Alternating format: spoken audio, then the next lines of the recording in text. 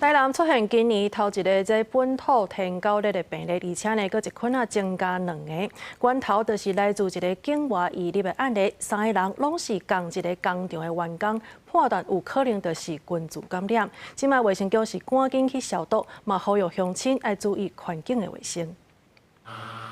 透早环保人员针对户外水沟啊全面加强喷药啊，确保大家所在拢爱喷较够，要防止天狗嘅疫情摊开。根据疾管署20公布，台南增加2个本土个案，拢是20外岁少年仔，伫南区同一间工厂做工，研发是工课场所群聚感染。即阵患者拢伫病院治疗，病情稳定。不过这嘛显示出有本土传播的风险。2例登革热本土病例，那为南区工厂群聚。 那在这边要呼吁我们的雇主跟仲介业者，如果移工有出现疑似登革热症状，请立即通报卫生局。如果没有通报卫生局，将依传染病防治法处新台币3000元以上15000元以下的罚款。这是台南今年头一摆出现本土天狗嘅确诊，佮一摆出现2个。卫生局调查发现，感染源哪像是同一个工厂，来自菲律宾9月底入境的外籍移工。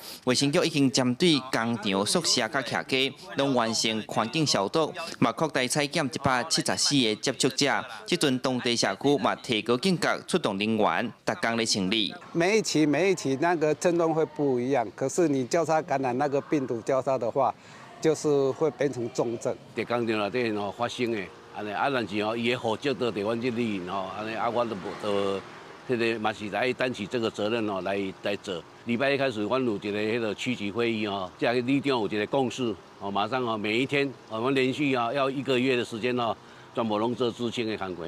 因为天狗嘅拢伫热人，结果10月底地转好，市府嘛呼吁大家，虽然天气豆啊转凉，不过也是爱定期摒扫环境，才通防止疫情扩大。